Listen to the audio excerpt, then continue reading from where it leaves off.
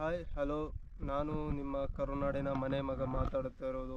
ಇವತ್ತು ನಾನು ನೋಡೋಕೆ ಹೊರಟಿರುವ ಜಾಗದ ಹೆಸರು ಅವಳ ಬೆಟ್ಟ ಅಂತಲೂ ಕರೆಯುತ್ತಾರೆ ಮತ್ತು ಅವಳಿ ಬೆಟ್ಟ ಅಂತಲೂ ಕರೆಯುತ್ತಾರೆ. ಸೊ ಈ ಜಾಗವನ್ನು ತೋರಿಸ್ಕೊಡೋದಕ್ಕೆ ನಾನು ಇವತ್ತು ಹೊರಟಿದ್ದೀನಿ. ಸೊ ಆ ಬೆಟ್ಟದ ಮೇಲೆ ಒಂದು ಸುಂದರವಾದ ದೇವಸ್ಥಾನವೂ ಇದೆ. ಸೊ ದೇವಸ್ಥಾನ ನೋಡೋದಕ್ಕೆ ಬರುತ್ತಾರೆ ಕೆಲವೊಂದು ಜನ. ಬೆಟ್ಟದ ಮೇಲೆ ಎಂಜಾಯ್ ಮಾಡ್ತಾರೆ. ಮತ್ತು ಕೆಲವೊಂದು ಜನ ಬೆಟ್ಟ ಮೇಲೆ ಇರತಕ್ಕಂಥ ಕಲ್ಲಿನ ಮೇಲೆ ಫೋಟೋ ತೆಗೆಸ್ಕೊಳ್ಳೋದಕ್ಕೆ ತುಂಬ ಇಂಟ್ರೆಸ್ಟ್ ತೋರಿಸ್ಬಿಟ್ಟು ಬರ್ತಾ ಇದ್ದಾರೆ. ಸೊ ಬರ್ತಾ ಇರ್ತಕ್ಕಂಥ ಈ ಜನಗಳು ಪ್ಲಾಸ್ಟಿಕ್ ಕವರ್ಗಳಾಗಿರ್ತಕ್ಕಂಥ ಬಾಟಲ್ಗಳಾಗಿರ್ಬೋದು. ಸೊ ನನ್ನ ಹಂಬಲ್ ರಿಕ್ವೆಸ್ಟ್ ಏನೆಂದರೆ ಜನರ ನಡುವೆ ಪ್ಲಾಸ್ಟಿಕ್ ಬಾಟಲ್ ಆಗಿರ್ಬೋದು, ಪ್ಲಾಸ್ಟಿಕ್ ಕವರ್ ಆಗಿರ್ಬೋದು, ಯಾವುದೇ ಒಂದು ನಿಮಗೆ ವಾಟರ್ ಬಾಟಲಿನಲ್ಲಿ ನೀರು ಇರುವ ಗಂಟ ನಿಮ್ಮ ಅವಶ್ಯಕತೆ ಇಟ್ಕೊಳ್ತೀರಾ. ಸೊ ನೀರು ಖಾಲಿ ಆದಮೇಲೆ ಈ ಥರ ಪ್ಲೇಸಲ್ಲೆಲ್ಲ ಬಿಸಾಕ್ಬಿಟ್ಟು, ಒಳಗಡೆ ಎಲ್ಲ ಕಡೆ ಬಿಸಾಕ್ಬಿಟ್ಟು ಗಲೀಜಾಗ್ಬಿಡುತ್ತೆ. ಈ ಥರ ಪ್ಲೇಸ್ ಅನ್ನೋದಕ್ಕೆ ಕಾರಣೋದಕ್ಕೆ ಕೆಲವೊಂದು ಯೂಟ್ಯೂಬ್ ಚಾನಲಿನವರು ಈ ಥರ ಸುಂದರವಾದ ಪ್ಲೇಸನ್ನು ತೋರಿಸಿಕೊಡೋದಕ್ಕೆ ಇಂಟ್ರೆಸ್ಟ್ ಆಗಲ್ಲ ಅವ್ರಿಗೆ. ಸೊ ಅದಕ್ಕೆ ನಾನು ನಿಮ್ಮಲ್ಲಿ ಏನು ಬೇಡಿಕೊಳ್ತೀನಿ ಅಂದರೆ, ನೀವು ಈ ಥರ ಗಲೀಜು ಮಾಡಲಾರ್ದಂಗೆ, ಈ ಥರ ಪ್ಲಾಸ್ಟಿಕ್ ಬಾಟಲ್ಗಳು ಎಲ್ಲಿ ಬೇಕಾರಲ್ಲಿ ತೊಗೊಂಬಂದ್ಬಿಟ್ಟು ಬಿಸಾಕ್ಲಾರ್ದಂಗೆ, ದೇವಸ್ಥಾನ ಹತ್ತಿರ ಒಂದು ಚಿಕ್ಕದಾದ ಡಸ್ಟ್ಬಿನ್ ಮತ್ತು ಇಲ್ಲಾಂದರೆ ಯಾವುದೋ ಒಂದು ಡಸ್ಟ್ಬಿನ್ ಥರ ಕಸ ಹಾಕೋದಕ್ಕಾಗೇ ಒಂದು ಪ್ಲೇಸ್ ಮಾಡಿರ್ತಾರೆ. ಸೊ ನೀವು ಕೆಳಗಡೆಯಿಂದ ಕ್ಯಾರಿ ಮಾಡ್ಕೊಂಬರ್ತೀರಾ, ಎಲ್ಲೋ ಬೇಕಾರಲ್ಲಿ ಬಿಸಾಕ್ಬಿಟ್ಟು ಹೋಗೋದಲ್ಲ. ಸೊ ಈ ಥರ ತುಂಬ ಸುಂದರವಾದ ಪ್ಲೇಸ್ ಎಲ್ಲ ನೋಡಿ. ಈ ಕಡೆ ಎಲ್ಲ ಯಾವ ಥರ ಇದೆ ಈ ಪ್ಲೇಸು, ಈ ಥರ ಆ ಕಡೆ ಕೆಳಗಡೆ ಈ ಥರ ಎಲ್ಲ ಪ್ಲೇಸ್ ಇರುತ್ತೆ.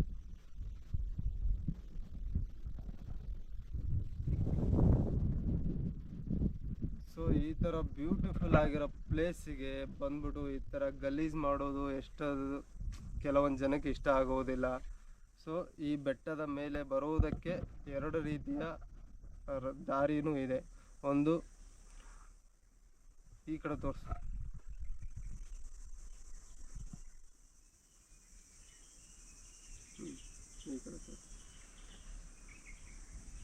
ಈ ಥರ ಅಡ್ವೆಂಚರ್ಸ್ ಮಾಡ್ಕೊಂಡು ಹೋಗುತ್ತಿರ್ತಕ್ಕಂಥ ದಾರಿನೂ ಇದೆ. ವಯಸ್ಸಾದವರು ಕೆಲವೊಂದು ಜನ ಯಾರೋ ವಯಸ್ಸಾದವರು ಬರ್ತಾರೆ.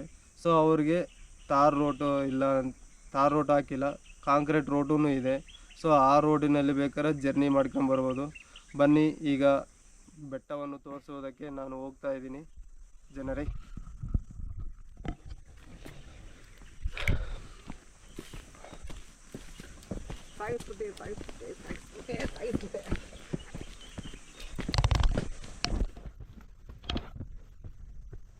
ನೋಡಿ, ಈ ಥರ ಪ್ಲೇಸಿಗೆ ತುಂಬ ಸುಂದರವಾಗಿದೆ ಈ ಪ್ಲೇಸು. ನಾನು ಕೆಳಗಡೆಯಿಂದ ಬರ್ತಾ ಇದ್ದೀನಿ. ಎಲ್ಲೆಂದರಲ್ಲಿ ಪ್ಲಾಸ್ಟಿಕ್ ಬಾಟಲ್ಗಳು, ಪ್ಲಾಸ್ಟಿಕ್ ಕವರ್ಗಳು ತೊಗೊಂಬಂದ್ಬಿಟ್ಟು ಈ ಥರ ತುಂಬ ಸುಂದರವಾದ ಪ್ಲೇಸಿನಲ್ಲಿ ಬಿಸಾಕ್ಬಿಟ್ಟು ಹೋಗ್ತೀರಾ. ನಾಳಿದ್ದ ಹಾವು, ಪ್ರಾಣಿ, ಪಕ್ಷಿಗಳು ಏನಕ್ಕೆ ಕಾಡು ಬಿಟ್ಬಿಟ್ಟು ನಾಡಲ್ಲಿ ಬಂದ್ಬಿಟ್ಟು ಆ ವೈರುಗಳ ಮೇಲೆಲ್ಲ ಕುಂತ್ಕೊಂಡು ಪಕ್ಷಿಗಳೆಲ್ಲ ಸಾಯ್ತಾ ಇದ್ದಾವೆ. ನಾವು ಕಾಡು ಉಳಿಸ್ಬೇಕು, ನಾಡು ಬೆಳೆಸ್ಬೇಕಂತೀವಿ. ಕೆಲವೊಂದು ಜನ ನೋಡಿ, ಇಷ್ಟು ವಾಟರ್ ಬಾಟಲ್ಗಳು ಇಲ್ಲಿ ಬಿಸಾಕಿ ಹೋಗಿದ್ದಾರೆ. ಮತ್ತು ಎಂಜಾಯ್ಮೆಂಟ್ ಮಾಡಿ ಮದ್ಯಪಾನ ಸೇವಿಸಿರ್ತಕ್ಕಂಥ ಡೆಟ್ರಾ ಪ್ಯಾಕೆಟ್ ಆಗಿರ್ತಕ್ಕಂಥ ಆ ಬಾಟಲನ್ನು ಈ ಥರ ಪ್ಲೇಸಲ್ಲಿ ಬಿಸಾಕಿ ಹೋಗಿರ್ತಾರೆ. ಸೊ ಇದೆಲ್ಲ ಬೇಡ ಅಂದ್ಕೊತಾ ಇದ್ದೀನಿ. ಈ ಥರ ತುಂಬ ಸುಂದರವಾದ ಜಾಗವನ್ನು ಈ ಥರ ಎಲ್ಲ ಹಾಳು ಮಾಡುವುದು ಅದೆಷ್ಟು ಸರಿನೋ ನಿಮಗೆ ಬಿಟ್ಟಿದ್ದು. ಸೊ ನನ್ನೆಲ್ಲ ಫ್ರೆಂಡ್ಸ್ಗೆ ಹೇಳ್ತಾ ಇರ್ತಕ್ಕಂಥ ಒಂದೇ ಒಂದು ರಿಕ್ವೆಸ್ಟ್, ಸೊ ಕ್ಯಾರಿ ಮಾಡ್ಕೊಂಬಂದಿರ್ತಕ್ಕಂಥ ಪ್ಲಾಸ್ಟಿಕ್ ಕವರ್ ಆಗಿರ್ಬೋದು, ಪ್ಲಾಸ್ಟಿಕ್ ಬಾಟಲ್ಗಳಾಗಿರ್ಬೋದು. ಸೊ ಬೆಟ್ಟದ ಮೇಲೆ ದೇವಸ್ಥಾನ ಹತ್ತಿರ ಒಂದು ಡಸ್ಟ್ಬಿನ್ ಅಂತ ಹೇಳ್ಬಿಟ್ಟು ಕಸ ಹಾಕುವುದಕ್ಕೆ ಜಾಗ ಇರುತ್ತೆ. ಅಲ್ಲಿ ಹಾಕಿದರೆ ದೇವಸ್ಥಾನದ ಸಿಬ್ಬಂದಿಗಳು ಅದನ್ನು ತಗೊಂಡೋಗಿ ಎಸೆಯುವುದಕ್ಕೆ ಕೆಳಗಡೆ ಹೋಗ್ತಾರೆ. ಸೊ ಈ ಥರ ಎಲ್ಲ ಹಾಳು ಮಾಡೋಕ್ಕೋಗ್ಬೇಡಿ ಈ ಥರ ಸುಂದರವಾದ ಪ್ಲೇಸನ್ನು.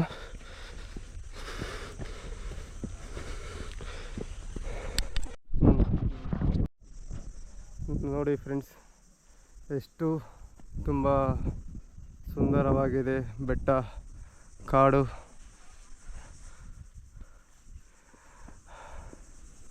ಎಲ್ಲಾನು.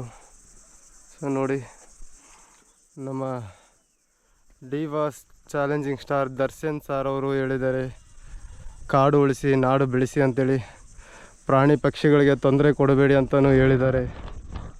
ಸೊ ಅದೆಲ್ಲ ನಿಮ್ಮ ಮನಸ್ಸಲ್ಲಿ ಇಟ್ಕೊಂಡು ನಾಡನ್ನು ಬೆಳೆಸೋಣ, ಕಾಡನ್ನು ಉಳಿಸೋಣ.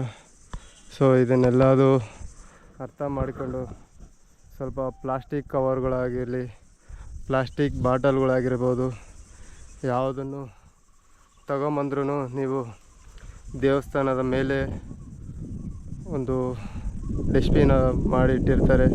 ಸೊ ಅದರಲ್ಲಿ ತಂದು ಹಾಕ್ಬೋದು. ಮತ್ತು ರಿಟರ್ನ್ ಕೆಳಗಡೆ ಹೋಗ್ಬೇಕಾದ್ರೂ ಇನ್ನೂ ನೀರಿನ ಬಾಟ್ಲಿದ್ರೆ ನಿಮ್ಮ ಕೈಯಲ್ಲಿ, ಸೊ ಅದನ್ನು ಕೆಳಗಡೆ ಕ್ಯಾರಿ ಮಾಡ್ಕೊಂಡು ಹೋಗ್ಬಿಟ್ಟು ಕೆಳಗಡೆ ಒಂದು ಡಸ್ಟ್ಬಿನ್ ಥರ ಮಾಡಿದ್ದಾರೆ. ಸೊ ಅದೆಲ್ಲ ಅಲ್ಲಿ ಸಂಗ್ರಹಿಸಬೇಕು ಅಂತೇಳಿ ನಿಮ್ಮಲ್ಲಿ ಕೇಳ್ಕೊಳ್ತಾ ಇದ್ದೀನಿ.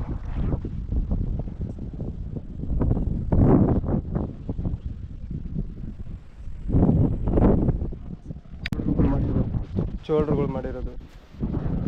ಸೊ ದೇವಸ್ಥಾನಕ್ಕೆ ಎಷ್ಟು ವರ್ಷದ ಇತಿಹಾಸ ಇರ್ಬೋದು.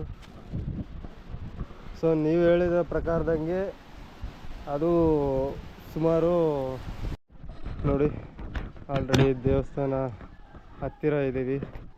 ನಾನು ಆಗಲೇ ಹೇಳಿರತಕ್ಕಂಥ ಕಸವನ್ನು ಎಲ್ಲೋ ಬಿಸಾಕಬೇಡಿ, ಎಲ್ಲ ಕಡೆಯೂ ಒಂದು ಚಿಕ್ಕದಾಗಿ ಕಚಡ ಹಾಕುವುದಕ್ಕೆ ಹಾಗೆ ಡಸ್ಟ್ಬಿನ್ ಮಾಡಿರ್ತಾರೆ ಅಂತ ಹೇಳಿದ್ದೆ ಅಲ್ವಾ. ಸೊ ನೋಡಿ, ಇದು ಡಸ್ಟ್ಬಿನ್, ಕಸ ಹಾಕುವುದಕ್ಕೆ ಡಸ್ಟ್ಬಿನ್ ಮಾಡಿದ್ದಾರೆ. ಆದರೂ ನಮ್ಮ ಜನಗಳು ನೋಡಿ ಡಸ್ಟ್ಬಿನ್ ಬಿಟ್ಬಿಟ್ಟು ಮಿಕ್ಕಿರುವ ಎಲ್ಲ ಕಡೆಯೂ ಕಸ ವಾಟರ್ ಬಾಟಲ್ಗಳು ಹಾಕಿದ್ದಾರೆ. ಇದೇ ನಮ್ಮ ಜನಗಳು ಮಾಡ್ತಿರ್ತಕ್ಕಂಥ ತುಂಬ ದೊಡ್ಡ ತಪ್ಪು ಅಂತ ಹೇಳುತ್ತೇನೆ. ನೋಡಿ, ದೇವಸ್ಥಾನ ಶ್ರೀ ಲಕ್ಷ್ಮೀ ನರಸಿಂಹಸ್ವಾಮಿ ಸೇವೆ.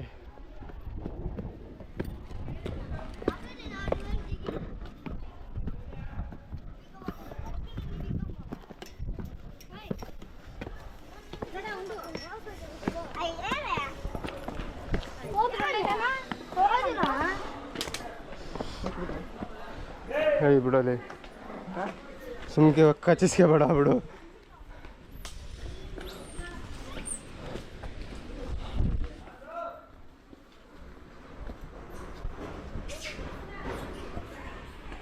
ಬನ್ನಿ ದೇವಸ್ಥಾನದ ಮೇಲುಗಡೆ ಹೋಗೋಣ. ಸೊ ನಿಮ್ಮ ಕಾಲಿನ ವಸ್ತ್ರಗಳನ್ನು ಇಲ್ಲೇ ಬಿಡಬೇಕು. ಇಲ್ಲ ಅಲ್ಲ,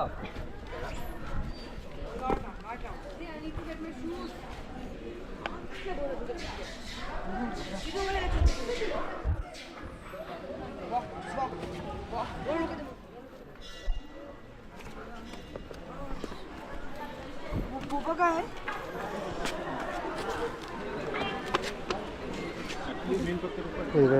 ಕೊನೆಗೂ ನಾವು ದೇವಸ್ಥಾನದ ಹತ್ತಿರ ಬಂದುಬಿಟ್ಟಿದ್ದೀವಿ. ಶ್ರೀ ಲಕ್ಷ್ಮೀ ನರಸಿಂಹಸ್ವಾಮಿ ದೇವಸ್ಥಾನ. ತುಂಬ ಸಾವಿರಾರು ಜನ ದಿನ ಬಂದು ಹೋಗುತ್ತಿರ್ತಕ್ಕಂಥ ದೇವಸ್ಥಾನ ಇದು. ನೋಡ್ಕೊಂಬಿಡಿ ದೇವರಿಗೆ. ಒಂದು ನೋಡಿ, ಎಲ್ಲ ಸೌಲಭ್ಯವನ್ನು ಮಾಡಿದ್ದಾರೆ. ಕೈ ತೊಳೆಯೋದಕ್ಕೆ ನೀರು, ಚಪ್ಪಲಿ ಮುಟ್ಟಿ ಬಂದಿರ್ತೀವಲ್ಲ ಅದಕ್ಕೆ ಮಂಗಗಳು ಇರುತ್ತವೆ.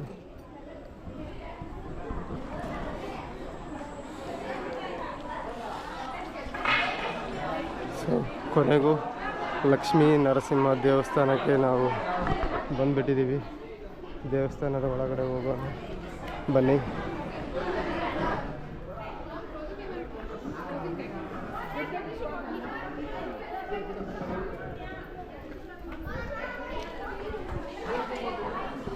ನೋಡಿ, ಲಕ್ಷ್ಮೀ ಸ್ವಾಮಿ ನರಸಿಂಹ ದೇವಸ್ಥಾನ ಇದೆ.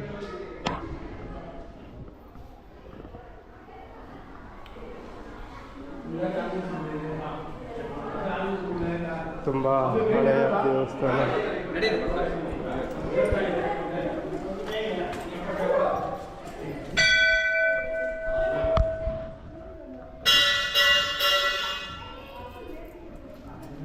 ಕೃಷ್ಣಪ್ಪ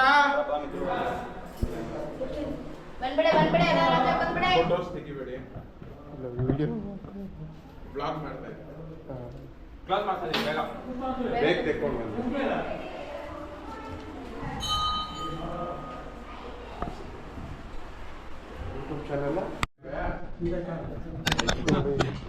ಇದು ತುಂಬ ಪುರಾತನವಾಗಿರುವ ಊರಿಗೆ ಅಲ್ವಾ ಎತ್ಕೊಂಡು ಹೋಗಿದ್ದು. ಗ್ರಾಮಸ್ಥ ಭಕ್ತ ಮಹಾಜನ ಎಲ್ಲರಿಗೂ ಒಳ್ಳೇದಾಗ್ಲಿ ಅಂತ ಅಂದಿದ್ದು.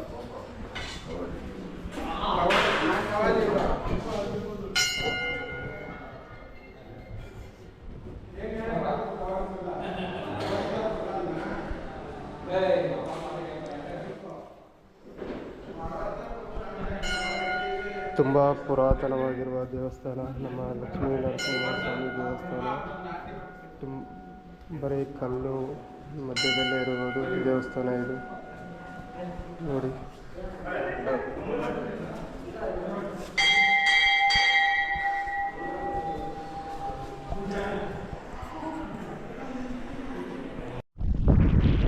ನೋಡಿ ಆ ದೇವಸ್ಥಾನದ ಮೇಲೆ ಪೂಜೆ ಗೀಜೆ ಎಲ್ಲ ಮುಗಿಸ್ಕೊಂಬಿಟ್ಟು ಮಕ್ಕಳಿಗೆ ಮುಡಿ ಅಂತಾರೆ, ಇನ್ನೊಂದು ಕೆಲವೊಂದು ಕಡೆ ತಲೆ ಕೂದಲು ತೆಗೆಸ್ತಾರೆ ಅಂತಾರೆ. ಸೊ ಆ ದೇವಸ್ಥಾನದಲ್ಲಿ ಪೂಜೆ ಗೀಜೆ ಮಾಡಿಕೊಂಡು ಇಲ್ಲಿ ಬಂದ್ಬಿಟ್ಟು ಇದಕ್ಕೆ ಸುಮಾರು 200 ವರ್ಷನಾ 200 ವರ್ಷಗಳ ಕಾಲ 200 ವರ್ಷದಿಂದ ಗೋಪುರ ಇದು.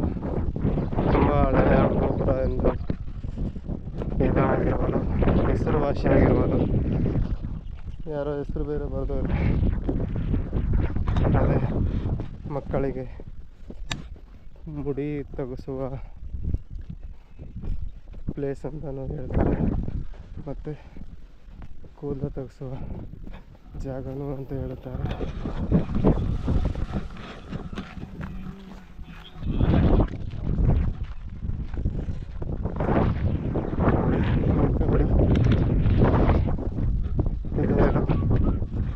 ಪ್ಲೇಸು ತುಂಬ ಚೆನ್ನಾಗಿದೆ ನೋಡುವುದಕ್ಕೂ. ತುಂಬ ಪುರಾತನವಾದ ಕಲ್ಲುಗಳು.